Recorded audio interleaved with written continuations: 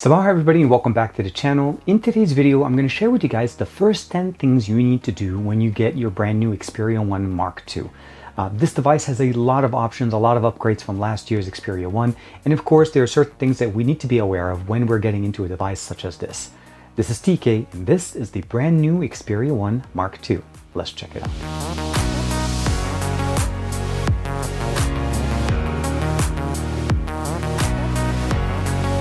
Like and subscribe and make sure you hit that bell icon so that you're always notified to whenever we have new videos on the channel. So I do want to mention that the things that I'm going to share with you guys today do not cover obviously taking the device out of the box, setting up your accounts and getting all of the stuff set up at that point. And of course you can download and install your own personal preference of applications. My list of things that you want to do is obviously once you have all of that done and you want to be able to get the best experience on this smartphone. And we're going to start off first with the display. So we're going to jump over real quick into the settings tab. From the settings, we're going to jump down to display section, and there's a couple of sections here that we're going to need to talk about. First and foremost is the image quality setting. This is going to be pretty much how you tune or fine tune the experience that it comes out of this device for depending on what you're trying to do. Out of the box, by default, motion blur is turned off as well as video enhancement is turned off, and we'll get a chance to explain those, but you do want to turn those both on.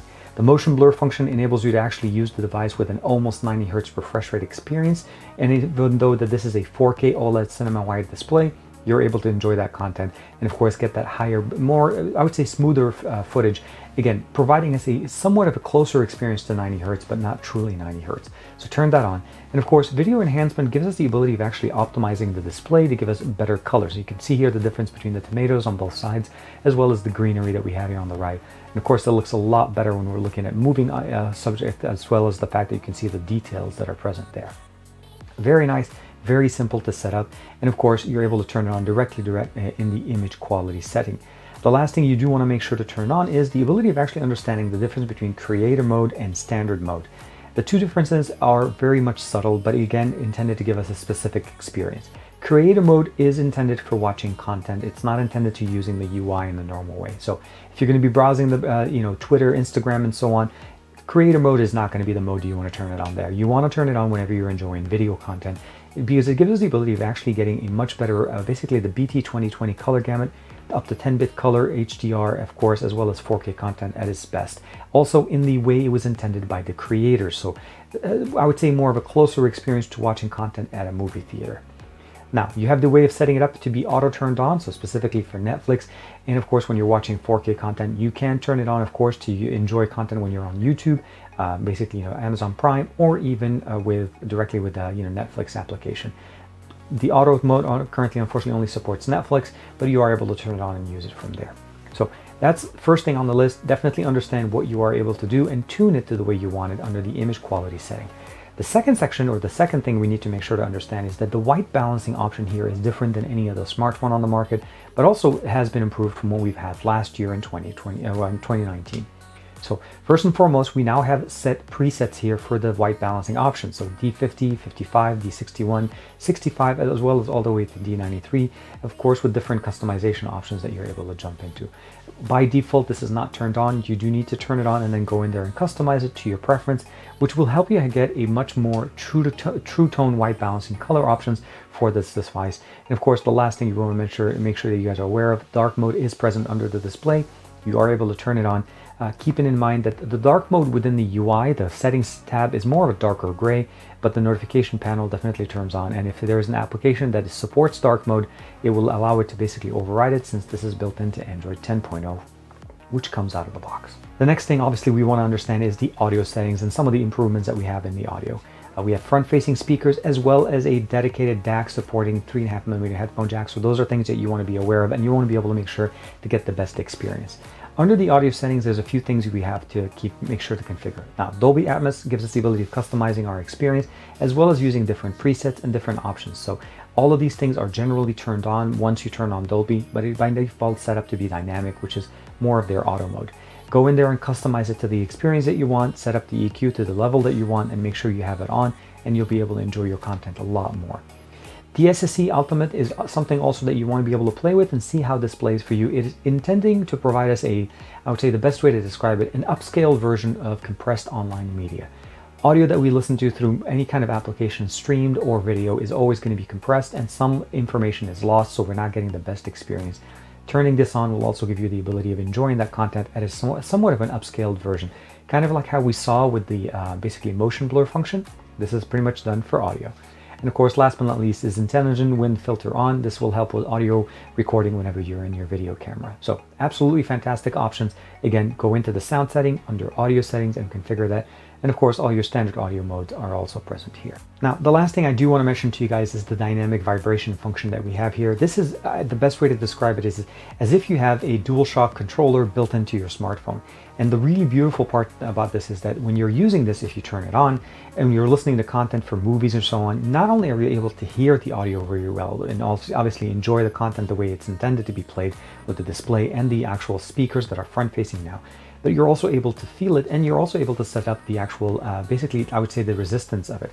So you'll notice by default right here, all we have is basically a volume rocker, but let's go ahead and jump into a quick song. And by default here, so obviously you hear some audio here, I'm going to reduce this, but you're able to set the vibration motor on this from between basically 1, 2, and 3 levels. And this will allow the actual phone use the vibration motor on it to allow us to feel the sound, which gives the experience an even greater depth of enjoyment. So in this video that I'm watching right now, this is a 4K video that's based on YouTube. You'll notice right there it says 480p, but I'm able to jump all the way to 21 by 60p. So 4K content with great audio, and of course the ability of feeling the vibration. So if you're watching, let's say a race or anything where there's basically somewhat of a loud noise or something to experience it, like a crash or even a fight, you're going to be enjoying it a lot more. And make sure you turn that function on so that you're able to enjoy it. It is not present in every single content. You'll notice with the general UI, it's not there. But whenever you're listening to content, this is going to be really, really functional for you. Now, you've probably noticed up to this point that I was using gestures on the device. Out of the box, the phone comes out with the standard Android navigation, so back, home, and recent.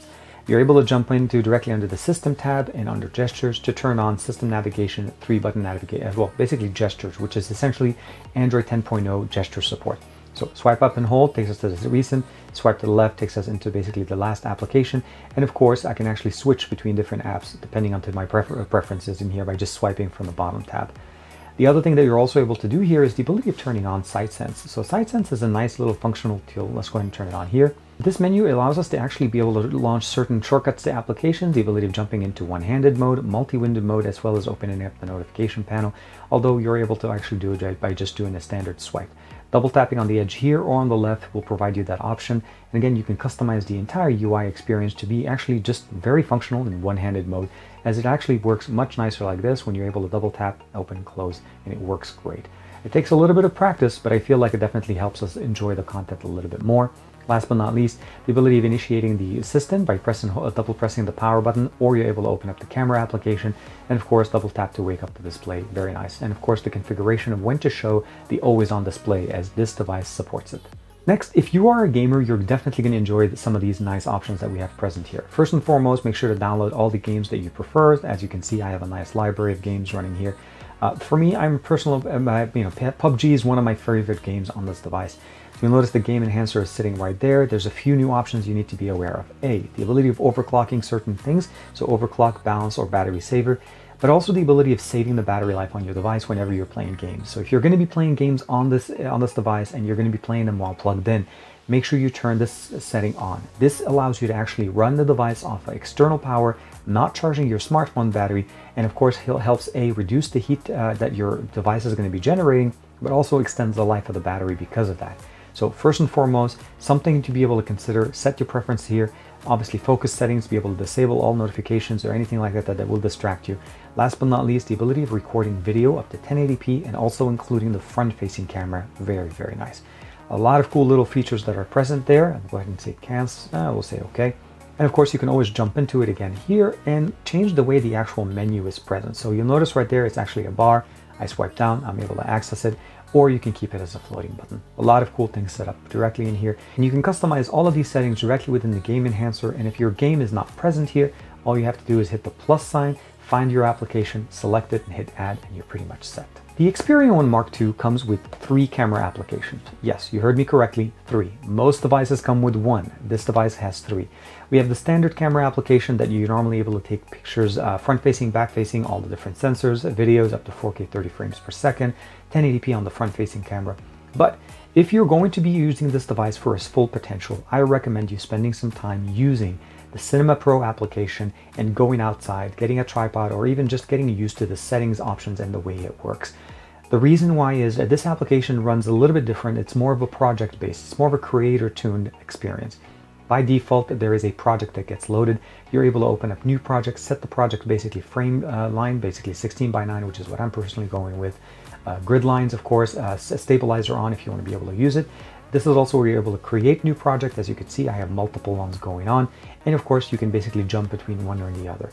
The thing that you want to keep in mind is once you start in a project, you're not able to change the resolution and the actual, basically if you're going between 4K or 2K, 60 frames or even 30 frames per second. So you'll notice right there, when I'm at 60 frames per second, I'm not able to change my lens, even though I have 3 different setups. So spend some time using the Cinema Pro application and enjoy using it, and also understand some of the main features that you have in here. Once you do that, I think you'll be able to enjoy your device a lot more than just standard opening up and not realizing why the image is too dark or it's not working. And if you are a pro user, I'm pretty sure you're already using this application and you probably can skip to the next level. Now, the same way we talked about the fact that Cinema Pro will give you the ability of enjoying the video creation content based out of this device at the best experience, I feel like we also need to talk about the next one, which essentially is spend some time using the Photo Pro Cam application. Now, Photo Pro does come with a couple of things that will make it easier to use. There is a way basically to customize it directly within the UI. If I press and hold the power button, it will jump straight into the Camera Pro or the standard camera application. Out of the box, this is how it's configured. It automatically launches the standard camera. In the settings tab, you'll jump all the way down to the bottom where it says Launch Camera Key, and I'm able to basically customize Launch Photography Pro, which is what we were looking at, turning on the standard camera and take a picture, or just turning on the standard camera or turning it off.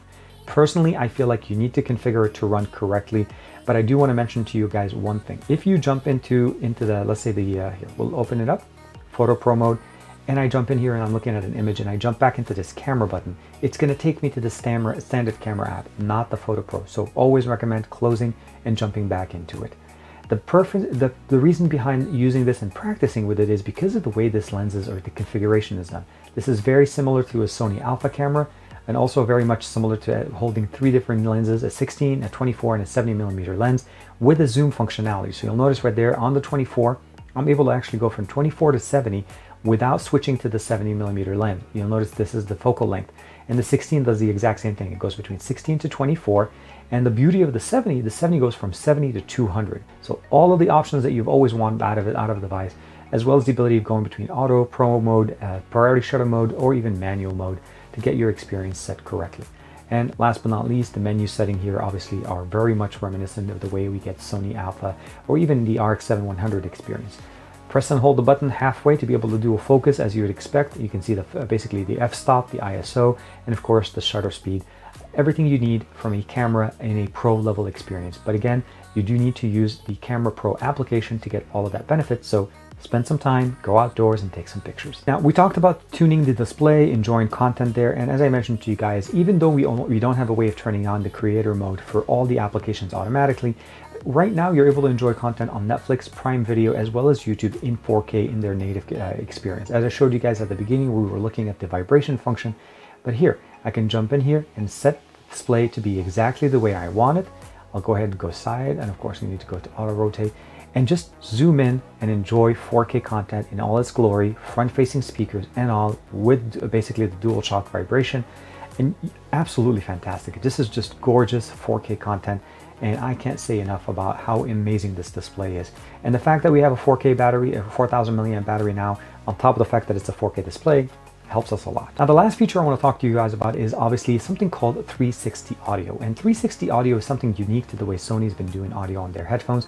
But the beauty of it is that you can actually use it with almost any headphone. But if you decide to actually pre-order the Sony Xperia 1 Mark II, you're able to pick up a pair of these headphones. These are the true wireless Sony headphones with audio active noise cancellation that work amazingly well with 360 supporting content. Example for me here is I'm using basically Tidal. Tidal does support 360, so we'll go ahead and open it up. So this is Diplo's latest album. Let's go ahead and basically Snake Oil. I'll give it a second to finish.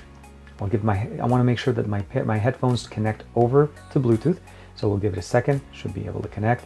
And now I'm able to actually jump in between master, hi-fi, obviously all of the different options that we're able to do.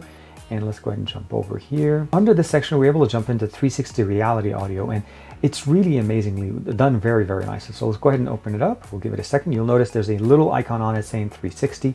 And at this point, you're able to enjoy content as if the music is playing in 360 environment around you using the headphones.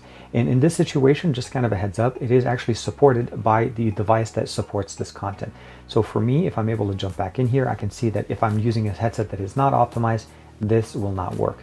I can jump in here, of course. We can see here, play different options. And this isn't the only service, but I find that Tidal, because of the fact that it supports great audio, also really nicely supporting basically the 360 functionality, I would definitely recommend you checking it out.